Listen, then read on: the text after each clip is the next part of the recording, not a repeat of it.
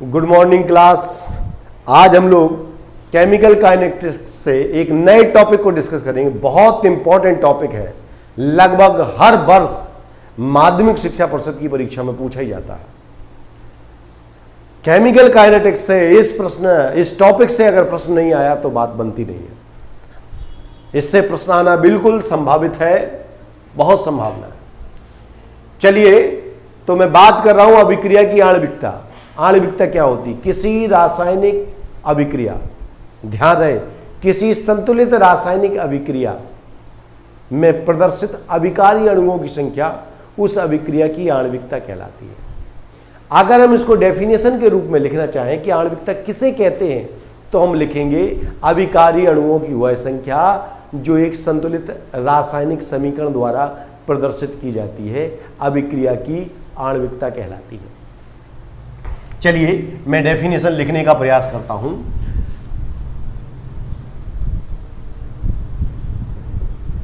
अभिकारी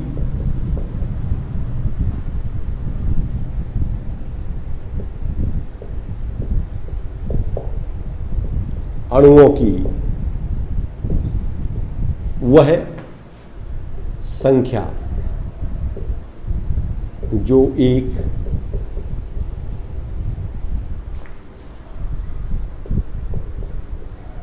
संतुलित रासायनिक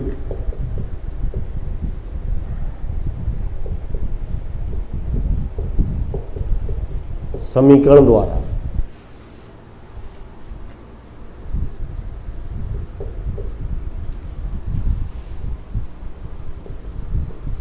प्रदर्शित की जाती है।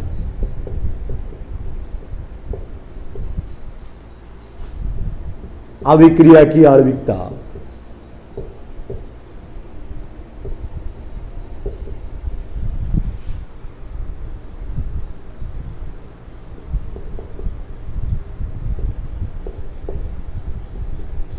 अभिक्रिया की आणविकता यानी molecularity of the reaction,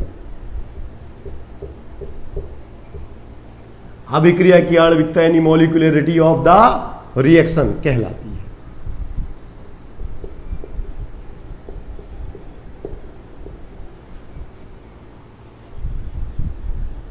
अभिक्रिया की आणविकता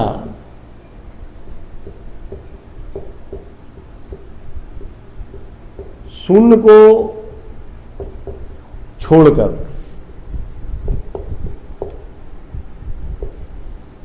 एक, दो, तीन आदि हो सकती है।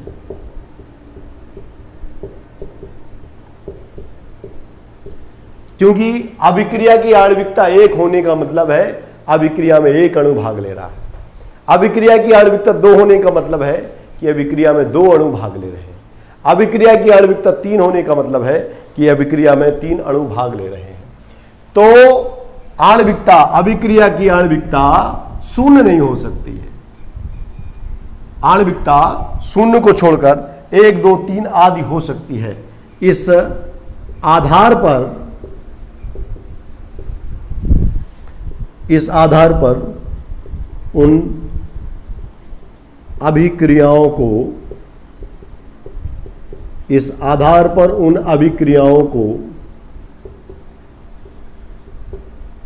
क्रमशः यूनिमोलिकुलर, यूनि का मतलब होता है एक, क्रमशः यूनिमोलिकुलर यानी एक आणविक, बाइमोलिकुलर यानी द्विआण्विक, ट्राइमोलिकुलर यानी त्रिआण्विक कहा जाता है।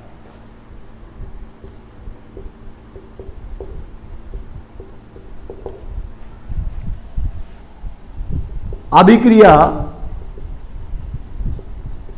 की आणविकता को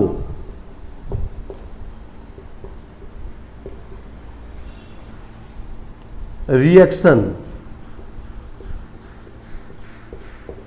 देखकर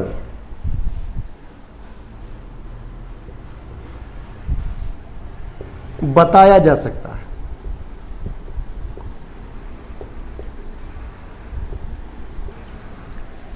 अभिक्रिया की आणविकता को रिएक्शन देख करके बताया जा सकता है। तो बेटे ये अभिक्रिया की आणविकता के बारे में डेफिनेशन थी। एक बार डेफिनेशन को फिर देख लें।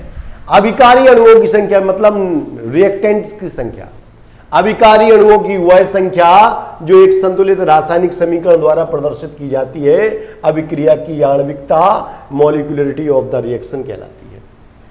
अभिक्रिया की आणविकता शून्य नहीं हो सकती है, ध्यान रखेंगे। अभिक्रिया की आणविकता शून्य नहीं हो सकती है, शून्य को छोड़ करके 1, 2, 3 आदि हो सकती है। इस आधार पर उन अभिक्रियाओं को क्रमशः यूनिमोलिकुलर, बाईमोलिकुलर यानी द्विआण्विक, एकाण्विक, द्विआण्विक, ट्राइमोलिकुलर, त्रिआण्विक कहा जाता है। अभिक्रिया की आणविकता को रिएक्शन देख करके ज्ञात कर सकते हैं। अभी हम कुछ अभिक्रियाएं यहां लिख रहे हैं। नंबर 1 ये लिखा हुआ है अमोनियम नाइट्रेट NH4NO3, इसको आप हीट करेंगे। ये एक्सप्लोसिव नेचर का होता है और इसमें एक्सप्लोसिव के निर्माण में यूज होता है। N2O plus 2H2O। आप देखेंगे हाइड्रोजन ऑक्सीजन इक्वल है बोथ साइड, ठीक है। तो ये बेटे रिएक्शन हो रही है, इसकी मॉलिक्यूलरिटी है जैसा कि डेफिनेशन कह रही है। अभिकारी अणुओं की संख्या देखो मैंने पहले बता रखा है, एरो के जो पहले होते हैं वो रिएक्टेंट होते हैं, एरो के जो बाद होते हैं वो प्रोडक्ट होते हैं। तो यहां अभिकारी अणु यानी रिएक्टेंट्स ये हैं, ये सामने जो है वो प्रोडक्ट है। अभिकारी अणुओं की वह संख्या जो एक संतुलित रासायनिक समीकरण द्वारा प्रदर्शित हो रही है, ये अभिकारी अणुओं की संख्या है, रिएक्टेंट है। ये क्या है बेटे? ये है रिएक्टेंट। ये अमोनियम नाइट्रेट है, अमोनियम नाइट्रेट है और जो कि एक रिएक्टेंट है। अमोनियम नाइट्रेट है और ये रिएक्टेंट है। तो अभिकारी अणुओं की वह संख्या जो एक संतुलित रासायनिक समीकरण द्वारा प्रदर्शित होती है उसे अभिक्रिया की आणविकता कहते हैं। एक अभिकारी अणु भाग ले रहा है, पार्टिसिपेट कर रहा है एक मॉलिक्यूल, तो इसकी आणविकता, आणविकता यानी आणविकता बराबर 1। इसको हम लोग कहेंगे यूनी मॉलिक्यूलर रिएक्शन। इसको यूनिमोलिकुलर रिएक्शन क्यों कहेंगे? क्योंकि इसकी आणविकता 1 है। यदि किसी अभिक्रिया की आणविकता 2 है तो उसको हम बाईमोलिकुलर कहेंगे। देखते हैं एक दूसरी रिएक्शन, CH3 COO C2H5। ये बेटे एथिल एसीटेट है और इसका वाटर मॉलिक्यूल से रिएक्शन होती है और साथ में बनता है CH3 COOH प्लस C2H5OH। ये एथिल एल्कोहल बनता है साथ में, और ये साथ में एस्टिक एसिड है। तो आप इस रिएक्शन को देखें, ये एथिल एसीटेट है, ये एथिल एसीटेट है, एक एस्टर है। ये एथिल एसीटेट एक एस्टर है और ये एस्टिक एसिड, ये प्रोडक्ट्स हैं और ये रिएक्टेंट है। चूंकि यहां रिएक्टेंट्स 2 हैं तो अगर हमें इसकी आणविकता कहनी हो तो आणविकता देखो, एक मॉलिक्यूल इसका है, एक मॉलिक्यूल इसका है। डेफिनेशन में क्लियर है। अभिकारी अणुओं की संख्या, अरे भाई 2 अभिकारी अणु हैं। अभिकारी अणुओं की वह संख्या जो एक संतुलित रासायनिक समीकरण में प्रदर्शित हो रही है। ये रासायनिक समीकरण है, संतुलित है, और इसमें जो मॉलिक्यूल प्रदर्शित हो रहे हैं ये और ये एथिल एसीटेट है, ये एस्टिक एसिड यानी इथेनोइक एसिड है, ये एथिल अल्कोहल यानी इथेनॉल है, जिसका वर्तमान में सैनिटाइजर निर्माण में सर्वाधिक प्रयोग हो रहा है। तो ये बेटा रिएक्टेंट्स की नंबर, यहां आणविकता इसकी हो जाएगी आणविकता इसकी आणविकता हो जाएगी 2, इसलिए अब हम इसको कहेंगे बाई मॉलिक्यूलर। तो बेटे डेफिनेशन से क्लियर है, अभिकारी अणुओं की वह संख्या जो एक संतुलित रासायनिक समीकरण द्वारा प्रदर्शित की जाती है अभिक्रिया की आणविकता कहलाती है। अभिक्रिया की आणविकता 1 हो सकती है, 2, 3 आदि हो सकती है, शून्य नहीं होगी, क्योंकि ऐसी कोई रिएक्शन नहीं हो सकती जिसमें कोई अणु भाग नहीं ले रहा हो और रिएक्शन हो रही हो। ऐसी अभिक्रिया संभव नहीं होती है, इसलिए अभिक्रिया की आणविकता 1 हो सकती है, अभिक्रिया की आणविकता 2 हो सकती है, 3 हो सकती है। 3 आणविकता वाली भी रिएक्शन हो सकती है। कई सारी रिएक्शन हैं, हम उदाहरण आगे आपके साथ डिस्कस करेंगे अभिक्रिया की आणविकता के बारे में। तो चलिए अभिक्रिया की आणविकता के संबंध में डेफिनेशन क्लियर हो गई।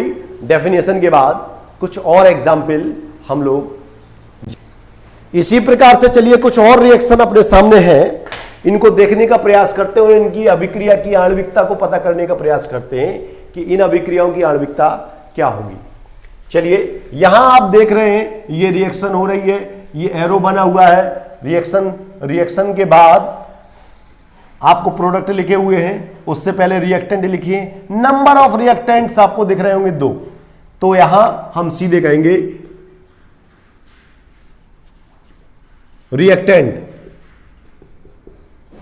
ये लोग रिएक्टेंट हैं, तो यहां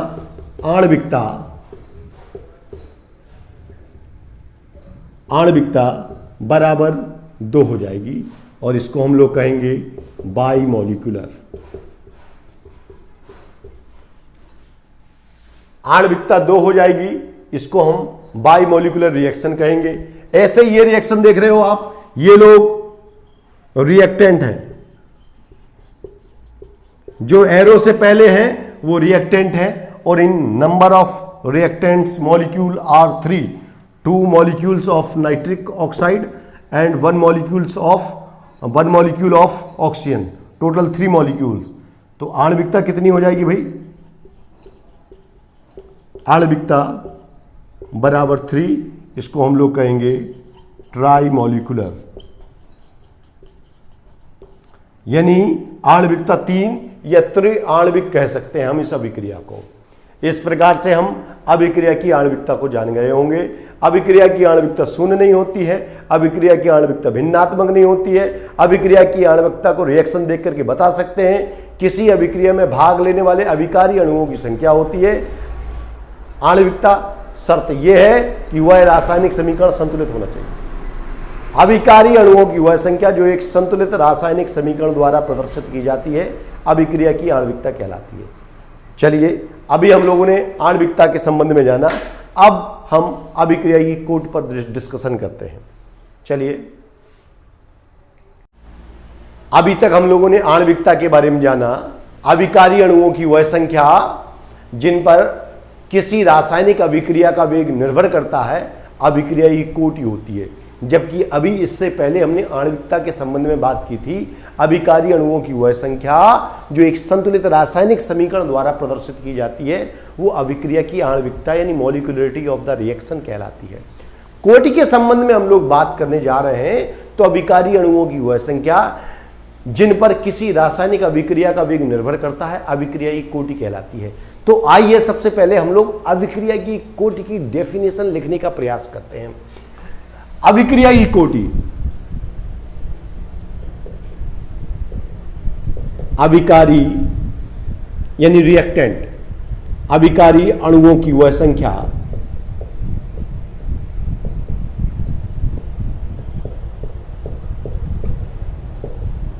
अभिकारी अणुओं की वह संख्या जिन पर किसी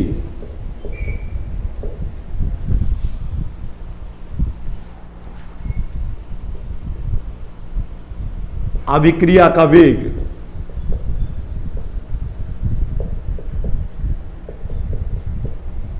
निर्भर करता है।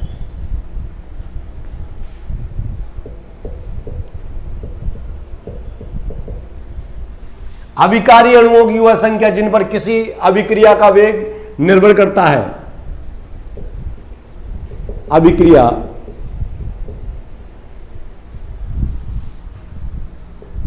की कोटि या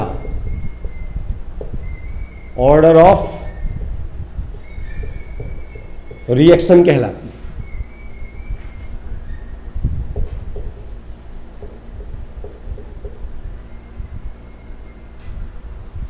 तो यह बेटे एक डेफिनेशन हो गई अभिक्रियाई कोटि को डिफाइन करने के लिए कि अभिकारी अणुओं की वह संख्या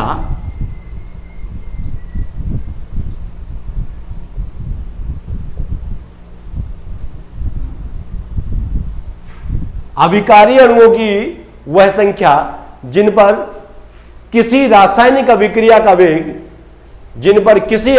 वेग निर्भर करता है, अभिक्रियाई कोटि या ऑर्डर ऑफ रिएक्शन कहलाती है। और यह अभिक्रियाई कोटि के संबंध में एक डेफिनेशन हो गई। इसके अतिरिक्त एक और डेफिनेशन है जो अभिक्रियाई कोटि यानी ऑर्डर ऑफ रिएक्शन को और ज्यादा अच्छे से क्लैरिफाई करती है। आइए उस डेफिनेशन को भी लिखने का प्रयास करते हैं। या किसी रासायनिक अभिक्रिया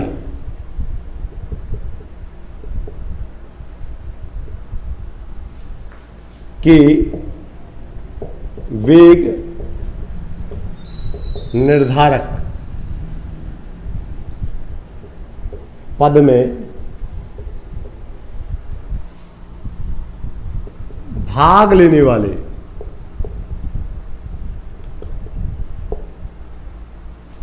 अणुओं की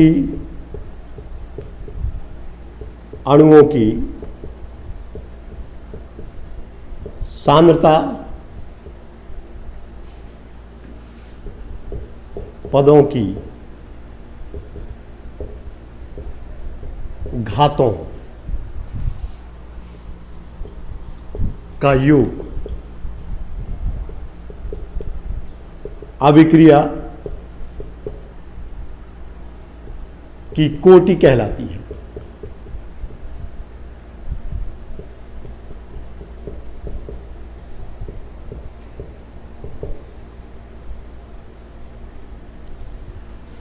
अभिक्रियाई कोटि कहलाती है। एक बार इस डेफिनेशन को फिर से सुने।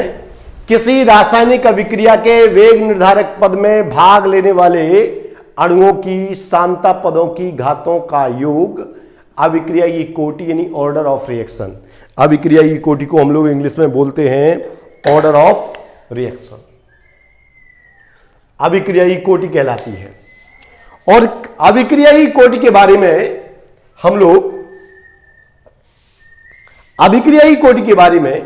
हम लोग एक इक्वेशन के माध्यम से समझने का प्रयास कर सकते हैं। मैं एक रिएक्शन लिखने का प्रयास करता हूं। A+B gives C+D। यह कोई अभिक्रिया है और इसमें जानते हैं हम लोग ये एरो के जस्ट पहले रिएक्टेंट है और उसके बाद प्रोडक्ट होते हैं। रिएक्टेंट ये है, प्रोडक्ट ये है। तो आणविकता का मैटर हो चाहे अभिक्रिया की कोटि का मैटर हो, दोनों मैटर रिएक्टेंट के आधार पे ही सॉल्व होते हैं।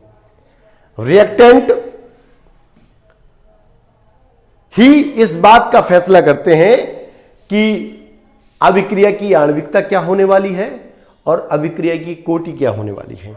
तो चलिए इस अभिक्रिया के लिए अगर हम कोटि के बारे में बात करें तो रेट लॉ यानी वेग नियम का समीकरण लिखेंगे। रेट लॉ कि A की पावर m B की पावर n और अब ऑर्डर ऑफ रिएक्शन जिसे हम लोग कहते हैं, order of reaction is equal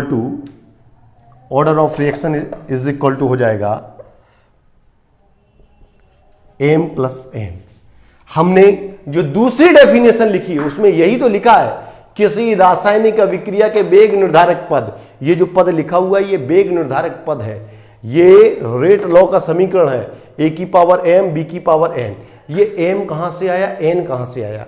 ये एम का मतलब ये है कि ये जो रिएक्शन हो रही है A plus B gives C D, तो इस अभिक्रिया का वेग ए के एक अणु पर निर्भर कर रहा है तो एम की वैल्यू 1 रखी जाएगी।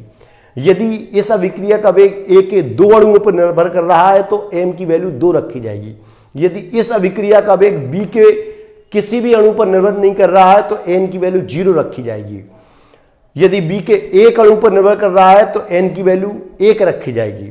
यदि एक अणु इसका है, एक अणु इसका है बी का, अभिक्रिया का वेग ए के एक अणु और बी के भी एक अणु पे निर्भर कर रहा है तो एम की जगह पे 1 रखा जाएगा, एन की जगह पे भी 1 रखा जाएगा। अभिक्रिया का वेग ना तो इसके सामने पर निर्भर कर रहा है ना इसके सामने पर निर्भर कर रहा है तो एम की जगह पे 0 और एन की जगह पे भी 0। अगर इसके एक अणु पर निर्भर कर रहा है और इसके 2 अणुओं पर निर्भर कर रहा है तो एम की वैल्यू 1 रख दोगे, बी के हिसाब से एन की वैल्यू 2 रखी जाएगी। तो ये एम और एन ये एक्सपेरिमेंटल कंडीशन के आधार पर तय होता है। प्रयोगात्मक निष्कर्ष जैसा हमें बताएंगे वैसा एम और एन की वैल्यू पुट करी जाएगी। चलिए, order of reaction is equal to हो जाएगा, यानी ऑर्डर ऑफ रिएक्शन को हम लोग क्या कहते हैं, अभिक्रिया की कोटि। अभिक्रिया की कोटि हो जाएगी, अभिक्रिया की कोटि यानी order of reaction is equal to M plus N. M क्या है, एन क्या है, आप लोग अच्छे से समझ गए हैं। चलिए आइए अब हम इसके साथ ही कुछ और बातें जानने का प्रयास करते हैं कि अभिक्रिया की कोटि के संबंध में। किसी अभिक्रिया की कोटि, किसी अभिक्रिया की कोटि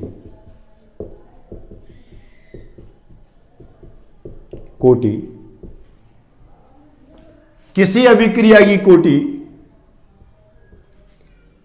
1,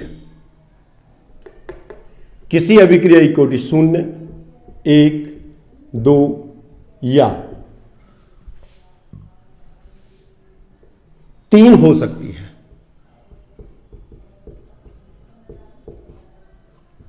किसी अभिक्रिया की कोटि 0, 1, 2 या 3 हो सकती है। इस आधार पर उस अभिक्रिया को हम लोग 0 है तो क्या कहेंगे, 0 ऑर्डर रिएक्शन।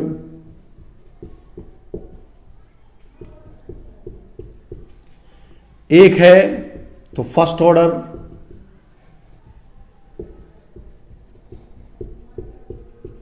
2 है सेकंड ऑर्डर रिएक्शन,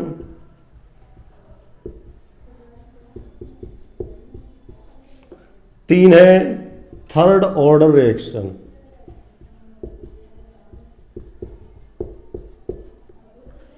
इस प्रकार से इन अभिक्रियाओं को प्रश्नों में लिख दिया जाता है कि अभिक्रिया प्रथम कोटि की है, first order reaction, second order reaction, 0 order की रिएक्शन है, किस टाइप की रिएक्शन है, ये बात यहां से पता चल जाता है। हमें ध्यान रखना है, यदि किसी रासायनिक अभिक्रिया में कोई अवयव आधिक्य में लिखा हुआ है, इसका मतलब उस पदार्थ के सापेक्ष अभिक्रिया 0 कोटि की है। जैसे एक एग्जाम्पल के माध्यम से हम समझें, उदाहरण के माध्यम से समझने का प्रयास करें। एक अभिक्रिया में लिख रहा हूं NH4 NO3, इसको अमोनियम नाइट्रेट कहते हैं और ये टूट जाता है, N2O बनता है, 2H2O बनता है। ये अमोनियम नाइट्रेट है और रिएक्टेंट है। इसके लिए जो मॉलिक्यूलरिटी है, मॉलिक्यूलरिटी 1 है, लेकिन ऑर्डर पता करना हो, अभिक्रिया की कोटि क्या होगी, तो अभिक्रिया की कोटि इसके वेग समीकरण से पता चलेगा। और वेग समीकरण कैसे तय होता है, dx/dt, रेट लॉ।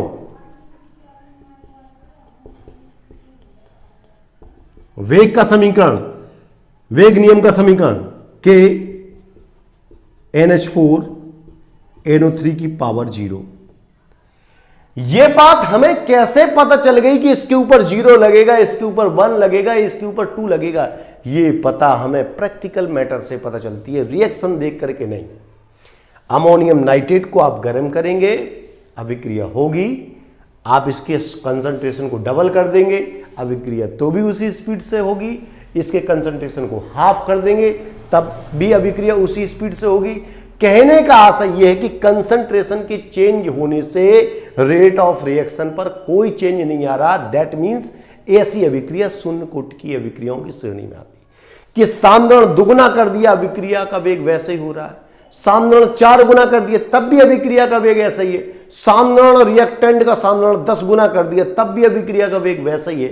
इसका मतलब यह होता है कि ऐसी अभिक्रियाएं जिनमें अभिक्रिया का वेग रिएक्टेंट के सांद्रण पर निर्भर नहीं करता है, वे अभिक्रिया शून्य कोटि की है। ऐसी अभिक्रियाएं जिनमें अभिक्रिया का वेग रिएक्टेंट के एक अणु पर निर्भर करता है, प्रथम कोटि की अभिक्रिया वे। और यह बात हमें कैसे पता चलती? एक्सपेरिमेंटल रिजल्ट से पता चलती है।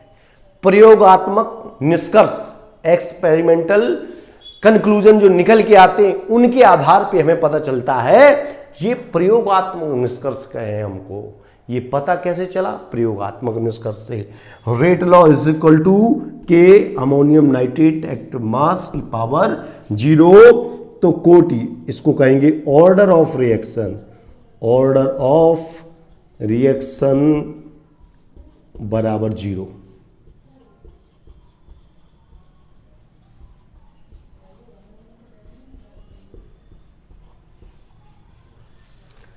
जीरो ऑर्डर रिएक्शन, ये शून्य कोटि की अभिक्रिया के बारे में हो गया। ऐसी कई और अभिक्रियाएं हैं जिनकी कोटि हम लोग सिस्टमैटिकली स्टडी कर सकते हैं। तो अभी हम लोगों ने डेफिनेशन को क्लैरिफाई कर लिया, क्लियर कर लिया। डेफिनेशन क्या है? 2 डेफिनेशन लिखी हुई है। एक बार फिर ध्यान देंगे, अभिकारी अणुओं की वह संख्या जिन पर किसी रासायनिक अभिक्रिया का वेग या किसी अभिक्रिया का वेग निर्भर करता है, अभिक्रिया की कोटि या ऑर्डर ऑफ रिएक्शन कहलाती है।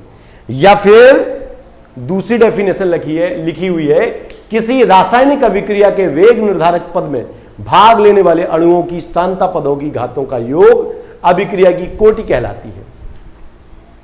वेग निर्धारक पद ये है, और भाग लेने वाले अणुओं की, ये भाग लेने वाले अणु है सांद्रता पद, यानी ये देखो एक्टिव मास के फॉर्म में लिखे हुए घातों का योग, इनकी जो घात है उनका योग m+n, ये घातें हैं m+n का योग अभिक्रिया की कोटि यानी ऑर्डर ऑफ रिएक्शन कहलाती है।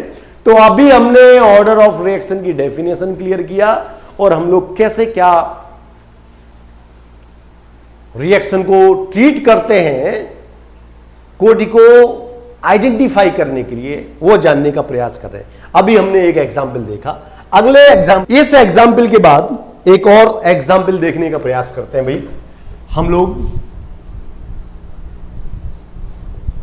ये लिखा हुआ है CH3 COO C2H5 plus H2O gives CH3 COOH plus C2H5OH।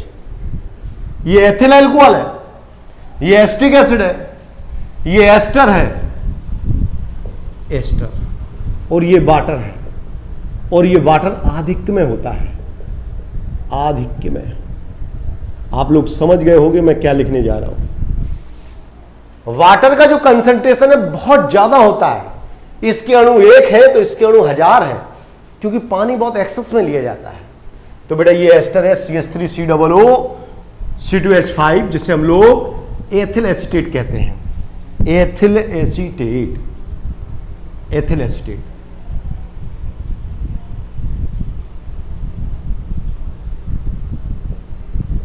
चलिए, ये एथिल एसीटेट की बात कर रहा हूं मैं, जो कि एक एस्टर है। अगर हम इसका वेग नियम का समीकरण लिखने का प्रयास करें तो क्या लिखेंगे? Rate law is equal to K. ये के क्या है? हम लोग पढ़ चुके हैं, वेलोसिटी कांस्टेंट होता है। पिछले वीडियो में हमने बहुत विस्तार से इसको पढ़ा हुआ था कि वेलोसिटी कांस्टेंट है के CH3 COO C2H5 और ये H2O। ये तो हमने समीकरण लिख दिया सीधे सीधे। जो एरो के पहले है वो रिएक्टेंट है, रिएक्टेंट को लिख दिया। अब किस रिएक्टेंट के ऊपर क्या पावर लगेगी, ध्यान दीजिए। ये जो रिएक्टेंट लिखे हैं इनमें से किस रिएक्टेंट के ऊपर क्या पावर लगेगी, ये कैसे तय होता है? कैसे तय करेंगे कि किस रिएक्टेंट के ऊपर क्या पावर लगेगी?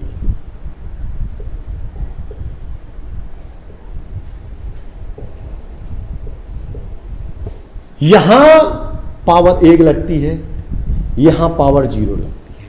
अभी हमने बताया कि यदि किसी रिएक्शन में कोई अवयव एक्सेस में है, या तो लिखा हुआ है एक्सेस में, या वो जो रिएक्शन हो रही है उसमें हम लोग जानते हैं कि ये कंपोनेंट जैसे पानी हुआ, ऑक्सीजन हुआ, ये एक्सेस में रहता ही है, तब क्या होगा कि उस अणु के ऊपर अभिक्रिया का वेग निर्भर नहीं करेगा और उसके ऊपर 0 लग जाएगा। ये 0 लगेगा, 1 लगेगा, 1 लगेगा, जो भी पावर यहां लगेगी वो एक्सपेरिमेंटल क्लैरिफिकेशन से क्लियर होती है। प्रयोगात्मक जो निष्कर्ष प्राप्त होते हैं उनके आधार पर या 1 होगा, 2 होगा या 0 होगा, उससे क्लियर होगा।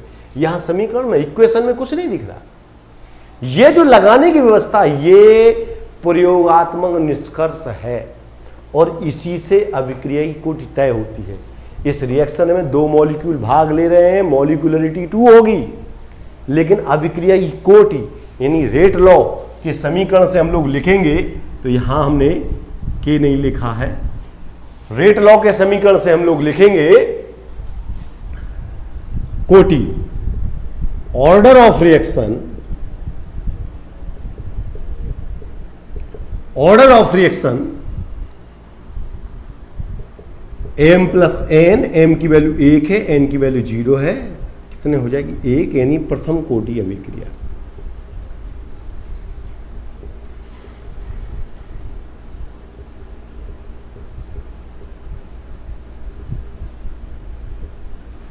यह अभिक्रिया प्रथम कोटि की। चलिए आइए एक बात और जानने का प्रयास करते हैं अभिक्रिया की कोटि के संबंध में।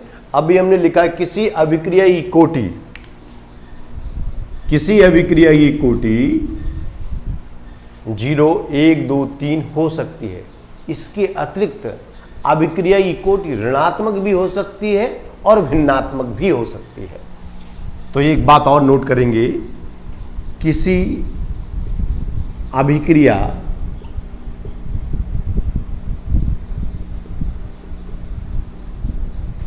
की कोटि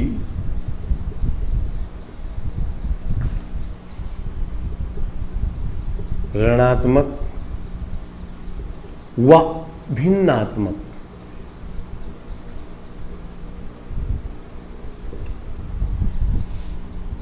भी हो सकती है। तो अभी हमने लिखा कि किसी अभिक्रिया की कोटि ऋणात्मक यानी निगेटिव भी हो सकती है, फ्रैक्शनल भी हो सकती है, फ्रैक्शन के रूप में भी हो सकती है किसी अभिक्रिया की कोटि। यह बात ध्यान रखेंगे, ये मॉलिक्यूलरिटी से एकदम भिन्न है। अभिक्रिया की जो आणविकता होती है ना तो वो ऋणात्मक हो सकती है, ना भिन्नात्मक हो सकती है, ना ही शून्य हो सकती है। लेकिन अभिक्रिया की कोटि ऋणात्मक भी हो सकती है, भिन्नात्मक भी हो सकती है और शून्य तो होती ही है। चलिए एक और बात हम एग्जाम्पल के आधार पर समझे। अभी ये हमने एस्टर का एग्जाम्पल लिया था और इसका हाइड्रोलाइसिस करके ये तय कर किया था कि इस अभिक्रिया की कोटि 1 है। अब हम दूसरे एक एग्जाम्पल लेते हैं इसी टाइप से, एक reaction CH3 COO C2H5 plus NaOH Gibbs CH3 COO Na plus C2H5OH। ये एक संतुलित रासायनिक समीकरण है और ये एस्टर है। ये जो एस्टर ऊपर था वही एस्टर है और ये NaOH यानी सोडियम हाइड्रोक्साइड है और ये क्षारीय माध्यम में एल्कलाइन मीडियम में हाइड्रोलाइसिस हो रहा है। ठीक है, एस्टर टूट रहा है, एसिड का सोडियम सॉल्ट बन रहा है, एल्कोहल बन रहा है। अब बेटे यहां रेट लॉ से लिखेंगे, रेट ऑफ रिएक्शन की CH3 COO C2H5 यानी एस्टर और NaOH दोनों का कंसंट्रेशन हमने लिख लिया है। अब हम देखेंगे कि इनके ऊपर पावर कैसे लगाते हैं। पावर यहां देख करके नहीं लगाते हैं। पावर लगाने के लिए हमें प्रयोगात्मक निष्कर्ष, एक्सपेरिमेंटल कंडीशंस को ध्यान में रखना होता है। प्रयोगात्मक निष्कर्ष कहता है कि यदि एस्टर का सांद्रण आप बढ़ा देंगे तो अभिक्रिया का वेग बढ़ जाएगा, यदि NaOH का सांद्रण बढ़ा देंगे तब भी अभिक्रिया का वेग बढ़ जाएगा। कहने का आशा यह है कि इस अभिक्रिया का जो रेट है, रेट ऑफ रिएक्शन है, एस्टर के सांद्रण पे भी निर्भर कर रहा है, NaOH के सांद्रण पर भी निर्भर कर रहा है। इसलिए यह अभिक्रिया द्वितीय कोटि की होगी। और एक यहां लिखेंगे और लिखेंगे order of reaction is equal to m plus n बराबर 1 प्लस 1 बराबर 2। तो यह अभिक्रिया द्वितीय कोटि की हो जाएगी। इस प्रकार से हम इसको बता सकते हैं कि अभिक्रिया द्वितीय कोटि की क्यों है। और अभिक्रिया की कोटि को हम लोग रासायनिक समीकरण देख करके बताने का प्रयास ना करें कि इस अभिक्रिया की कोटि ये है, क्योंकि कई बार क्या होता है, जो हम स्टोइकियोमेट्रिक कोफिशिएंट होते हैं उनके आधार पर भ्रम में पड़ जाते हैं। यहां हो सकता 2 लिखा होगा तो आप कह सकते हैं कि अभिक्रिया की कोटि इसके 2 अणुओं पर डिपेंड कर रहा है। ऐसा नहीं है। रासायनिक समीकरण देखकर किसी अभिक्रिया की कोटि को बताने का प्रयास ना करें। अभिक्रिया की कोटि का निर्धारण प्रयोगात्मक निष्कर्षों के आधार पर किया जाता है। आपने ये देखा, ये एस्टर है, ये NaOH है, और इस अभिक्रिया की जो दर है एस्टर के सांद्रण पे भी निर्भर कर रही है, NaOH के सांद्रण पर भी निर्भर कर रही है। तो रेट ऑफ रिएक्शन दोनों अणुओं के सांद्रण पर निर्भर कर रही है। इसलिए अभिक्रिया यह m के ऊपर जगह 1 और n की जगह भी 1 आ जाएगा। m प्लस n बराबर 1 प्लस 1 बराबर 2 हो जाएगा, यानी अभिक्रिया की कोटि 2 हो जाएगी। ऊपर वाली अभिक्रिया आपने देखी, एस्टर है, वाटर है, यहां वाटर एक्सेस में है। जब कोई मॉलिक्यूल एक्सेस में होता है तो उसके सांद्रण में एक्चुअली में क्या परिवर्तन हो रहा है वो अपन लोग फाइंड आउट नहीं कर पाते हैं। बहुत लार्ज अमाउंट में वाटर मॉलिक्यूल है तो उनके कंसंट्रेशन में क्या एक्चुअली में चेंज हो रहा है, इसलिए हम इसको प्रयोगात्मक निष्कर्षों में इसकी पावर को, इसके सांद्रण में परिवर्तन को मानते हैं 0। तो यहां आप देखेंगे एस्टर का सांद्रण में परिवर्तन दिखता है, H2O के सांद्रण में कोई विशेष परिवर्तन नहीं दिखता है। तो एस्टर के ऊपर 1 लगाया गया है, H2O के ऊपर 0 लगाया गया है। ऑर्डर ऑफ रिएक्शन को लिखेंगे m प्लस n 1 प्लस 0 प्रथम कोटि। तो यह अभिक्रिया प्रथम कोटि की है और पानी को हटा करके NaOH इस्तेमाल कर लिया तो यह अभिक्रिया द्वितीय कोटि की हो गई।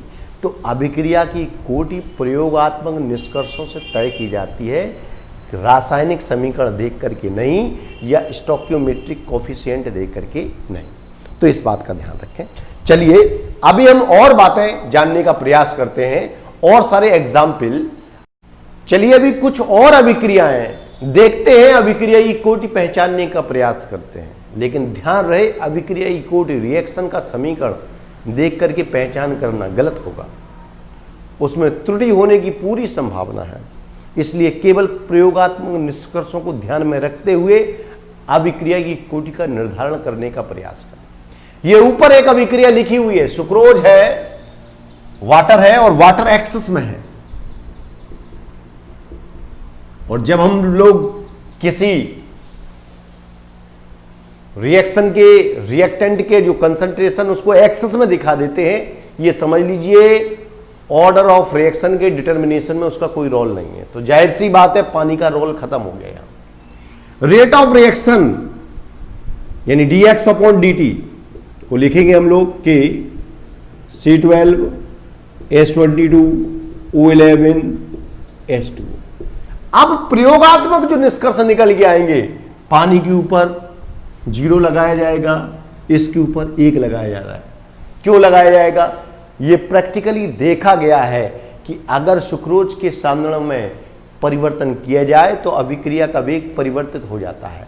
पानी के सांद्रण में परिवर्तन किया जाए, जल के सांद्रण में परिवर्तन किया जाए तो अभिक्रिया के वेग में कोई परिवर्तन नहीं आता है। पानी कम कर दीजिए, पानी ज़्यादा कर दीजिए, रेट ऑफ रिएक्शन में कोई चेंज नहीं आता। लेकिन सुक्रोज का सांद्रण कम कर दीजिए, अभिक्रिया का वेग कम हो जाएगा, सुक्रोज का सांद्रण बढ़ा दीजिए, अभिक्रिया का वेग बढ़ जाएगा। इसका सीधा अर्थ ये निकलता है कि रेट ऑफ रिएक्शन सुक्रोज के मॉलिक्यूल पे डिपेंड कर रहा है, वाटर मॉलिक्यूल पे नहीं। जिस पर डिपेंड नहीं कर रहा है उसकी पावर 0 बनेगी, जिस पर डिपेंड कर रहा है उस पर 1। अगर एक अणु पे डिपेंड कर रहा तो 1 और 2 अणुओं पे डिपेंड कर रहा तो पावर 2 लग जाएगी। तो बेटे यहां कोटि हो जाएगी ऑर्डर ऑफ रिएक्शन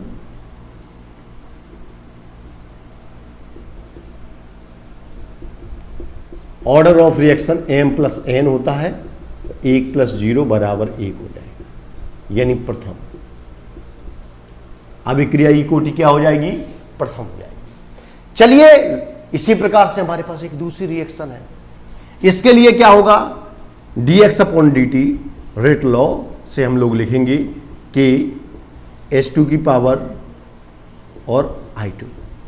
यहां आप देखेंगे प्रयोगात्मक निष्कर्षों से पता चलता है कि इस अभिक्रिया का वेग हाइड्रोजन के ऊपर भी डिपेंड करता है, आयोडीन के ऊपर भी डिपेंड करता है। अगर हाइड्रोजन की मात्रा बढ़ाएंगे तो भी अभिक्रिया का वेग बढ़ेगा, आयोडीन की मात्रा बढ़ाएंगे तो भी अभिक्रिया का वेग बढ़ेगा।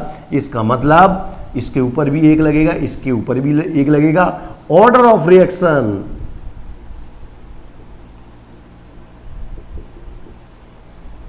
Order of reaction m plus n बराबर 1 प्लस 1 बराबर 2।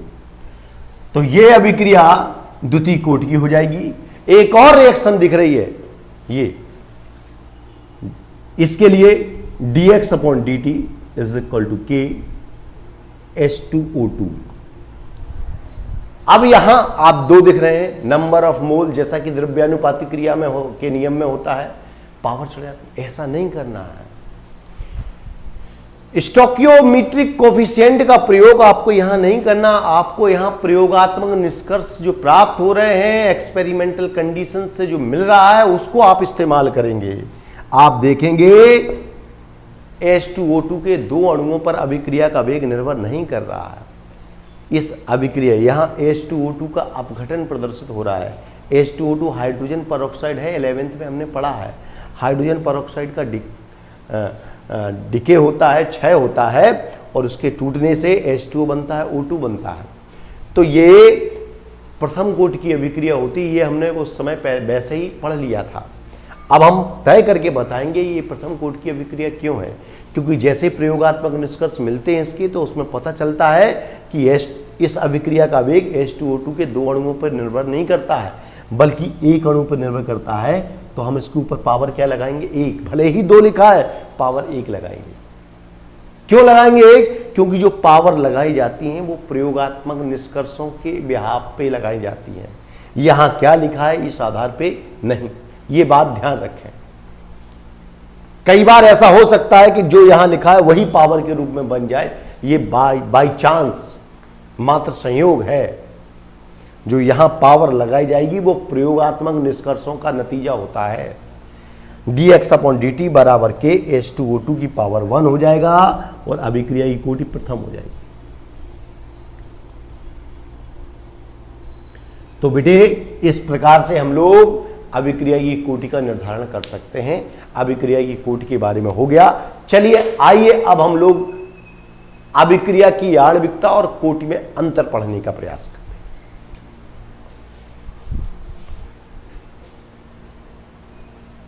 चलिए आइए अब हम लोग अभिक्रिया की आणविकता और कोटि में अंतर पढ़ते हैं।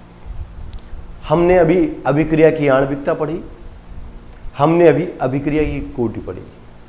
आणविकता की डेफिनेशन में बताया अभिकारी अणुओं की वह संख्या जो एक संतुलित रासायनिक समीकरण द्वारा प्रदर्शित की जाती है, अभिक्रिया की आणविकता कहलाती है। कोटि की डेफिनेशन भी बताई हमने आपको, अभिकारी अणुओं की वह संख्या जिन पर किसी रासायनिक अभिक्रिया का वेग निर्भर करता है, अभिक्रिया की कोटि कहलाती है। दोनों डेफिनेशन में बहुत थोड़ा सा अंतर है। एक जगह इस्तेमाल करते हैं हम लोग संतुलित रासायनिक समीकरण शब्द का, दूसरी जगह इस्तेमाल करते हैं अभिक्रिया का वेग जिन पर निर्भर करता है। तो अभिकारी अणुओं की संख्या जो एक संतुलित रासायनिक समीकरण में प्रदर्शित होती है वो तो आणविकता है, और ऐसे अभिकारी अणुओं की संख्या जिन पर किसी रासायनिक अभिक्रिया का वेग निर्भर करता है, अभिक्रिया की कोटि कहलाती है। चलिए आइए अब हम दोनों में अंतर पढ़ते हैं। अभिक्रिया की आणविकता नंबर 1, अभिकारी अणुओं की वह संख्या जो एक संतुलित रासायनिक समीकरण द्वारा प्रदर्शित की जाती है। यह है अभिकारी अणुओं की वह संख्या होती है। यह अभिकारी अणुओं की वह संख्या होती है, वह संख्या होती है जो एक संतुलित रासायनिक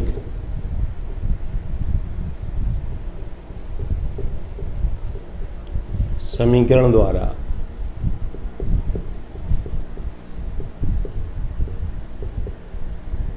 प्रदर्शित की जाती है। अभिक्रिया की आणविकता की बात कर रहा हूं मैं। अभिकारी अणुओं की वह संख्या जो एक संतुलित रासायनिक समीकरण द्वारा प्रदर्शित की जाती है, वह संख्या जो एक संतुलित रासायनिक समीकरण द्वारा प्रदर्शित की जाती है। कोटि में क्या लिखेंगे? अभिकारी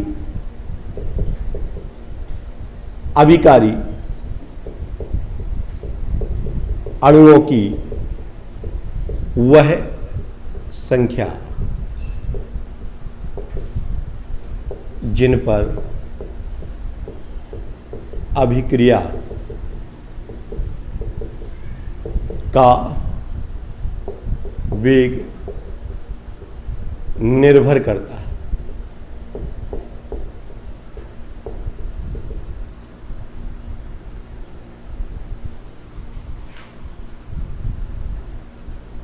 अभिकारी अणुओं की वह संख्या जिन पर अभिक्रिया का वेग निर्भर करता है वो अभिक्रियाई कोटि कहलाती है। दूसरी बात, आणविकता कम, आणविकता कभी शून्य नहीं हो सकती।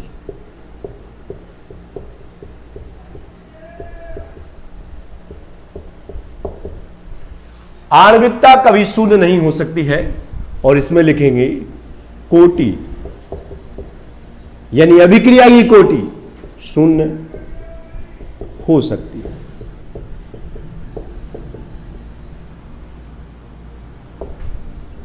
अभिक्रिया की कोटि शून्य हो सकती है लेकिन आणविकता कभी भी शून्य नहीं हो सकती, क्योंकि आणविकता यदि शून्य हो गई तो अभिक्रिया की संभावना खत्म। ऐसी कोई अभिक्रिया जिसमें कोई अणु भाग ही नहीं ले रहा वो अभिक्रिया हो रही है, ये गलत बात। चलिए अगली बात जो हम आणविकता के बारे में लिख सकते हैं कि किसी अभिक्रिया की आणविकता रासायनिक समीकरण देखकर ये ज्ञात की जा सकती है। यानी अभिक्रिया की आणविकता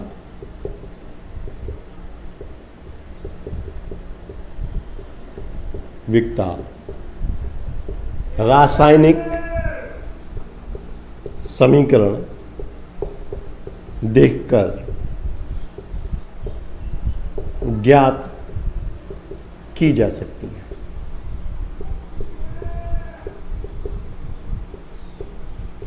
अभिक्रिया की आणविकता रासायनिक समीकरण देख करके ज्ञात की जा सकती है। जैसा कि हमने देखा, कई सारी अभिक्रियाएं देखी, उनकी आणविकता पता करना बहुत ही सरल है, लेकिन अभिक्रिया की कोटि के बारे में पता करना रिएक्शन देख करके असंभव। उसके लिए हमें प्रयोगात्मक निष्कर्षों का सहारा लेना पड़ेगा। जब तक हमारे पास प्रैक्टिकल जो रिजल्ट्स हैं वो क्लियर नहीं होंगे तब तक हम लोग किसी अभिक्रिया की कोटि पर कुछ नहीं कह पाएंगे। तो इसके बारे में लिखेंगे, यह प्रयोगात्मक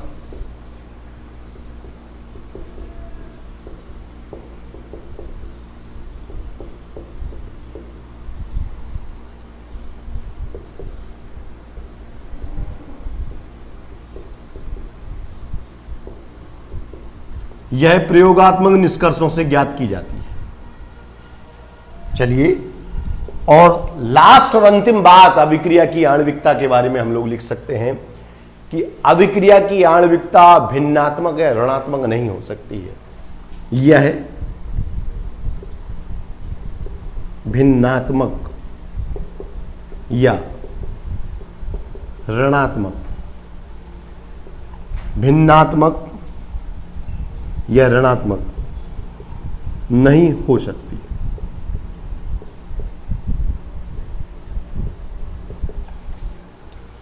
कोटि के बारे में लिखेंगे,